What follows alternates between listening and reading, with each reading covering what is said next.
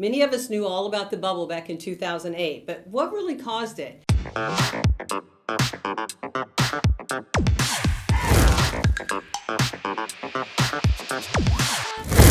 So, welcome back to Mortgage Chicks with Hot Tips. Today, we're going to be talking about the housing bubble. Well, back in 2008, lending guidelines were whatever. If you had a breath and you could breathe, you were getting a loan. Yeah. Breathe on that mirror. We're going to give you a loan. So there was people using every bit of their equity in their homes, and then, when the economy started to go down, people were having to, foreclose on their homes. They didn't have any equity like today. Today we have lots of equity. I remember back then we were doing loans at like 125% loan to values. Do you guys remember that? It was like insane. Yep. I remember the no-doc loan where I'd pull someone credit and they'd have an 800 credit score, and I'm like, don't tell me your income, don't tell me your assets. Don't tell me nothing. They don't ask buy any whatever questions. you Your want. credit I had a score's company above that 700. if your credit score started at 580, they would give you an extra 10 points if you had been on your job for 5 years or longer, and they gave you another 10 points if you had $5,000 more into the account. So they were artificially increasing credit scores on top of that. It was the Wild West, was it not, very ladies? big Wild West. I But mean, you know what? I had crazy. to sleep at night, so Yes. I didn't participate in a lot of those loans. I mean, I honestly, The pick a pay. The pick a pay was it a good was one insane. because we What had a just nightmare. crazy stuff with the pick a pay, and then try to So figure it out. just a second, let's talk about that a minute, because that pick-a-pay really got a lot of people in trouble. They based everything on the first year's payment, but then what happened? Next year, the Teaser interest rate rate's goes gone. a Yeah, lot of for that, sure. and then they didn't. cost they, of funds index loans. right, and they didn't have the income to support it. Well, and a lot of times in those loans, when they did go to sell, they ended up owing what they started with, and sometimes more than what they started with. So, I mean, it really, it was crazy, the lending practices that we had at that time. That's the short sale market. I never originated one of those loans. I was a refused processor. to do it. Yeah, I didn't either. That's what I said. I had to sleep at night. But the big difference back then too was the appraisals. Like the realtors could call the appraisers, the lenders could call the appraisers, and pressure. Look, the sales price is $500,000, so that's the value that we need, and then Make it so happen. there was no middleman, no appraisal management system back then. So that's a big difference now. It's our appraisals. We're getting low ball appraisals. The I know. appraisers aren't taking any kind of scare tactics, any kind of stress, Nothing. tactics. They're coming in at these lower appraisals, and they're going to keep us from going into another bubble. Everyone's For got sure. equity. So one of the things that's different now versus then is our guidelines. Our loan Very lending yes. is much stricter. Back to right? the 80s. Yeah, Back to the clients 80s. go, what do you want, my firstborn? Because they are, we're asking for tough. everything. And It's even tough. with COVID now, if you're a self-employed borrower, we're still going to need year-to-date profit and loss, which we didn't need before. 3 months business bank 3 months. statements. I mean, it's Yeah. been tough. It's Well, I mean, tougher. let's think about it this way, ladies. If you were going to lend someone $300,000 of your money, wouldn't you want to make sure they could pay it back? That they I could- mean, they- we're just gotten back to where it should have been to begin with. Should Exactly. have been this way. Exactly. in the I always tell beginning. myself that if this was my money, would I lend it to this person? And if it was no, then Absolutely. it was no. I'm not Yeah. gonna. So the one factor we've got is that lending practices are much tighter. Yes. I would say one of the other factors are that people have a lot more equity. Yes. Tons of equity. There's Yeah. 60% equity in everyone's home right now, and Mm-hmm. there's 42% owned homes free and clear. So we have quite Wow. a bit of equity in our homes, so you're not going to see a bunch of foreclosures.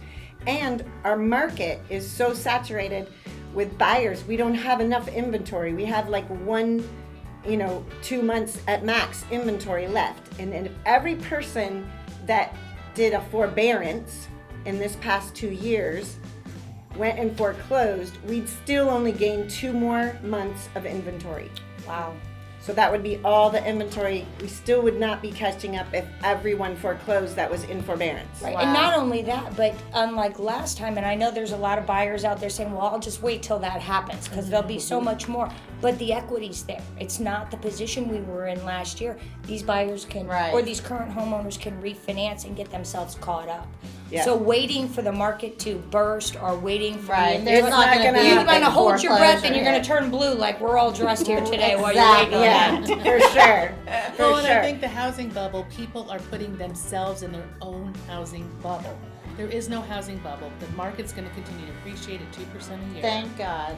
the people that are buying homes and paying $100,000 above list price or the actual value of the home, they're putting themselves in their own bubble. That's but right. it doesn't mean it's a nationwide bubble. It's exactly opposite Right. of that. It So is. people They are like, know I'm what going to wait they're for the going market into. to crash. It's not going to crash. Rates aren't going to go up much.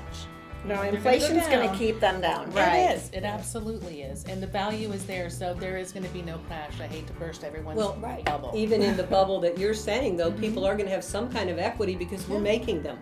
We're Right. making them have at least 5% down based on the appraisal. Absolutely. And these So- appraisals are not coming in willy-nilly. I mean, they're coming in conservative. They're wanting to make sure they've dotted their I's and crossed their T's. And I'm a lot more comfortable in this market than I was because I was in that market back in 2008. And Me too. this is a much better situation Absolutely. to be in. Like what So you were much saying, better. we were doing 125. Now if it's short, it's coming out of the buyer's pocket. Mm-hmm. So it's their personal bubble. They make that personal choice if they want to pay over the value. Yeah. So, that protects the whole community rather than everybody just working with bad lending practices. For so sure.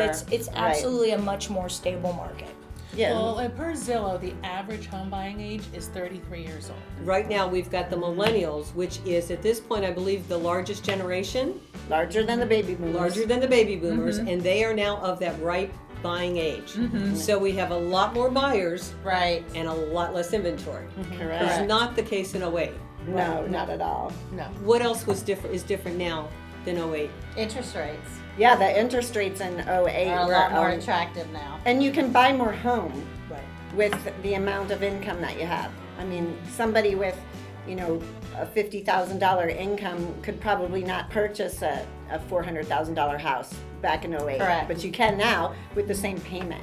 Yeah, And because these the rate was interest rates, 5% then, Right. and now it's 3%. and the interest rates are going to stay low. So it's going to make home buying more affordable for everyone involved. The differences between the housing bubble then and now was people have a lot more equity.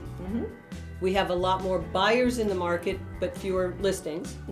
We have better interest rates and much more common strict guidelines. Yep. Yes. So our consensus, no. We'll take this No market bubble. over that market any day.